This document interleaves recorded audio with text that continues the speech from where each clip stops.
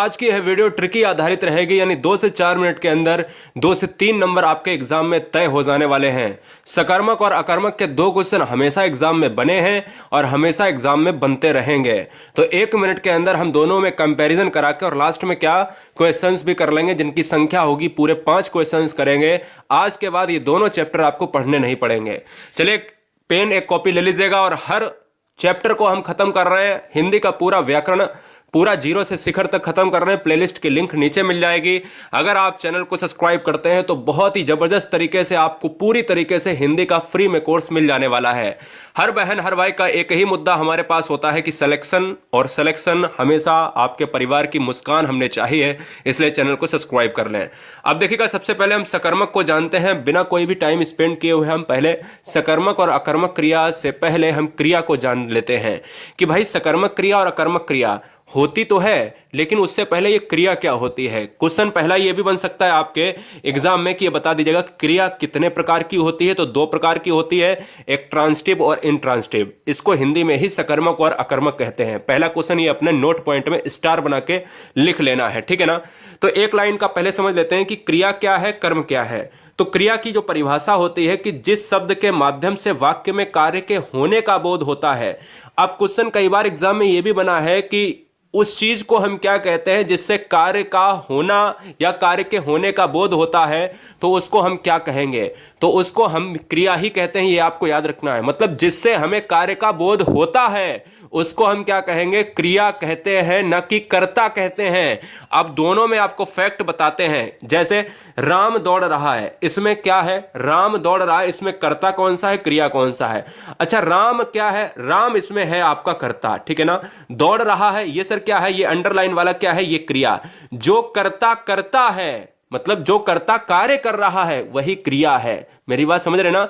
जो कर्ता यानी जो सबसे पहले आएगा, नाम जो होता है वो हमेशा राम, श्याम, मोहन, सोहन, सोहिनी, मोहिनी, ये सब क्या होते हैं, कर्ता होते हैं। जो उस कार्य को कर रहा है वो क्या होगी, क्रिया होगी। तो आप याद रखें कि कर्ता पहले क्रिया बाद में। क्लियर हुआ। चलिए अब हम बात करते हैं, चैप्टर पर आते हैं कि सकर्मक क्रिया क्या होती है, अकर्मक क्रिया क्या होती है। तो देखिएगा, सकर्मक क्रिया उस प्रकार की क्रिया है जिसमें कर्ता द्वारा किया गया कार्य किसी अन्य चीज को प्रभावित करता है, तो वहां पर सकर्मक क्रिया होती है। आपको पॉइंट में इतना बड़ा नहीं लिखना है, आपको पॉइंट में लिखना है सकर्मक बराबर सा प्लस कर्म, ठीक है ना। सा प्लस कर्म लिखना है और नीचे एरो लगा के लिख देना है सा माने सहित, सा माने लिख देना है सहित, ट्रिक है ये। और कर्म माने कर्म, यहां पर लिख देना है कि जहां पर कर्म होता है, सा माने सहित, कर्म माने कर्म के, जहां कर्म पाया जाए वो सकर्मक क्रिया, यानी कर्म साथ में चले, सा माने साथ, सा माने सहित, जहां कर्म साथ में चले वो क्रिया सकर्मक क्रिया होगी। क्लियर हुआ। अब देखिए, मैंने यहां पर एक और आपको परिभाषा बताई है, या दूसरे शब्दों में जब किसी वाक्य में कर्ता, क्रिया और कर्म तीनों उपस्थित हो। अभी जब क्वेश्चन लगाएंगे ना तो ट्रिक इतनी जबरदस्त है, जिंदगी में भूलोगे नहीं। ऐसा वाक्य जिसमें कर्ता, क्रिया और कर्म तीनों उपस्थित हो वहां सकर्मक क्रिया होगी। यह ट्रिक लगाकर यह पूरा लिख लीजिएगा फटाफट। ट्रिक क्या है, जहां कर्ता भी हो, जहां क्रिया भी हो और कर्म भी हो रहा हो। जैसे एग्जाम्पल के तौर पर, जैसे मैंने एग्जाम्पल के तौर पर आपको दिया है कि राहुल ने केला खाया। अब राहुल ने केला खाया, मैंने कहा पहला जो होगा वो कर्ता होगा। राहुल क्या है, इसमें कर्ता है। इसमें खाया क्या है, अंत की चीज क्या होती है, क्रिया होती है। इसमें क्या खाया है, तो जहां पर क्या खाया है तो वो कर्म हो जाएगा। तो मतलब केला क्या है, यहां पर कर्म है। तो मतलब मेरा कहने का यह है कि जहां कर्ता, क्रिया और कर्म तीनों हो वो सकर्मक होगा। लेकिन यह कौन सी क्रिया है, सकर्मक या अकर्मक, क्योंकि इस वाक्य में कर्ता, क्रिया, कर्म तीनों उपस्थित हैं। तो यह कौन सा होगा, सकर्मक होगा। क्योंकि क्वेश्चन में ऐसे ही पूछा जाता है। एक एग्जाम्पल के तौर पर आपको उदाहरण दे देगा कि मोहन ने केला खाया, मोहन ने सेब खाया, मोहन अपना होमवर्क कर रहा है। तो इसमें जब तीनों उपस्थित हों तो समझ जाना सकर्मक है। और हम आगे बात करेंगे अकर्मक की, तो हम आगे देख लेंगे। पहले 1-2 और एग्जाम्पल देख लेते हैं सकर्मक के। ये एग्जाम्पल जरूर नोट कर लेना। जैसे सचिन फुटबॉल मैच खेलता है, तो सचिन करता, खेलता है, क्रिया क्या कर रहा है, कर्म कर रहा है फुटबॉल। तो जब क्वेश्चन में पूछ ले कि आप खुद पूछ के देख लिया करो कि सचिन क्या खेल रहा है, तो आंसर आ जाएगा फुटबॉल, ठीक है ना।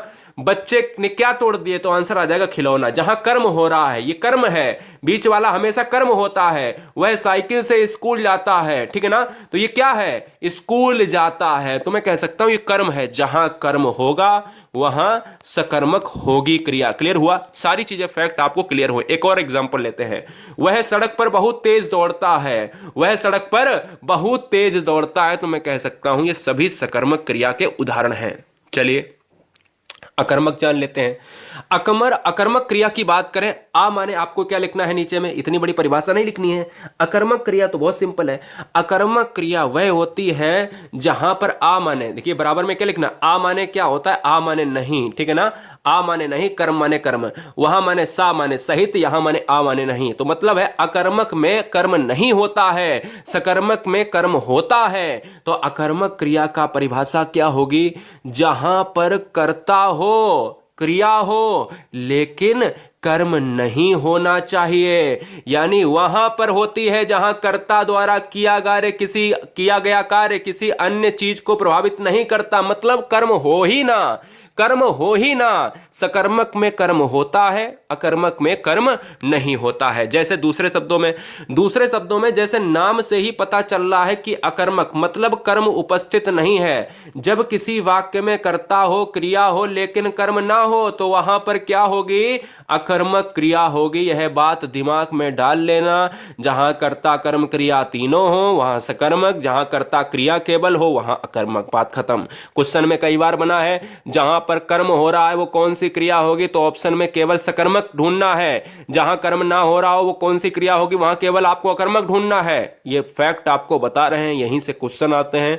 बहुत ज्यादा बवंडर आपके एग्जाम में नहीं आता है, ये आपको याद रखना है। ये कठिन क्वेश्चंस हैं, आपको लग रहा होगा बहुत कठिन क्वेश्चंस हैं, लेकिन आप ब्रिलियंट हो इसलिए समझ में आ जाता है आपको। अकर्मक क्रिया के उदाहरण कौन से हैं, जैसे वह तेज दौड़ता है। अच्छा ये बताओ, दौड़ना कोई काम हो रहा है क्या, सोना कोई काम हो रहा है क्या, दौड़ना सोना उड़ना ये कोई काम नहीं है। जहां पर काम तुमको लगे, आपकी मम्मी कहती रहती कि भाई दिन भर पड़े रहते हो, सोते ही रहते हो, कोई काम धाम है नहीं, तो मतलब क्या है कि जब माता ही तुम्हारी कहती है कि काम धाम नहीं है, तो मैं कह सकता हूं कि दौड़ना कोई कार्य नहीं होता, यहां पर गाना कोई कार्य नहीं होता, पढ़ना कोई कार्य नहीं होता। मेरी बात समझ रहे ना। आकाश दिन भर खेलता है, खेलना कोई काम नहीं होता। हां, जब कोई चीज की जाए किसी के द्वारा वो कार्य होता है। मेरी बात समझ रहे ना। अभी मैं आपको एक अंतर दिखाता हूं। जैसे इसमें कर्ता क्रिया और कर्म तीनों उपस्थित होते हैं, यह सकर्मक हो गया। अकर्मक क्या है, इसमें कर्ता और क्रिया तो होते हैं लेकिन कर्म नहीं होता है। जैसे राम सोता है, राम सोता है तो कौन कौन सा हो जाएगा, राम सोता है, राम करता है। अगर मैं लिख दूं कि राम क्या है, राम सोता है, ठीक है ना, राम सोता है तो राम करता हो गया, और ये दोस्तों क्रिया होगी। कर्म कहां गया, ठीक है ना, कर्म कहां गया, तो कर्म नहीं है, तो मतलब इसमें कौन सी हो जाएगी, इसमें हो जाएगी अकर्मक क्रिया हो जाएगी। ऐसे ही ऊपर मैंने आपको एग्जाम्पल दिखाए हैं। राम पढ़ता है, राम पढ़ता है ना, तो राम यहां करता हो गया, ये क्रिया हो गई। वह दिन भर गाता रहता, ये गाता रहता क्या है, क्रिया हो गई, और वह ये हो गया। अब सिंपल सी बात है, इसमें कर्म तो है ही नहीं, कर्म तो है नहीं। जैसे आकाश यहां पर क्रिया करता हो गया और ये खेलता रहता है, लेकिन कर्म तो है नहीं। कर्म कहां पर है, कर्म तो है ही नहीं। मेरी बात समझ रहे ना, कर्म नहीं है। जैसे वह बहुत तेज, ये क्या हो गया, ये करता हो गया, और ये क्या हो गया, ये आपका क्रिया हो गया। तो मेरी बात समझ रहे ना कि यहां पर आपका कर्म नहीं हो रहा, जहां कर्म ना हो वहां अकर्मक होता है। आपको अभी समझ में आ जाएगा, जब मैं एक एग्जाम्पल लूंगा तुरंत समझ में आ जाएगा। 5 आपको हम एग्जाम्पल कराते हैं। इस वाक्य में सकर्मक क्रिया का प्रयोग हुआ है। जवाब देना है फटाफट, कौन सा आंसर होगा। बहुत बढ़िया, जल्दी से आंसर दीजिएगा कि इस वाक्य में सकर्मक क्रिया का प्रयोग हुआ है। तो सकर्मक क्रिया का प्रयोग हुआ है, तो मुझे यहां पर देखना है कि किस तरीके से यहां पर हम ऑप्शन में सेंटेंस को देखेंगे। तो यहां पर देखिएगा, अगर बात करें कि सिपाही दौड़ता है, सिपाही सोता है, सकर्मक क्रिया। अब देखिए यहां पर करता है, यहां पर कोई क्रिया है, बिल्कुल है, लेकिन कर्म कहां है, तो ये नहीं होगा। यहां करता, यहां क्रिया, कर्म नहीं है, तो ये भी नहीं होगा। यहां करता, यहां पर जो है क्रिया है, कर्म नहीं, तो ये भी नहीं होगा।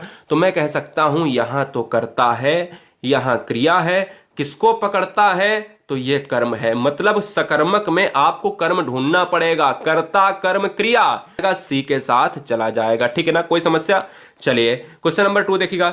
ईश्वर की कृपा से बहरा सुनता है, वह गूंगा बोलता है, निम्नलिखित में से सुनता व बोलना।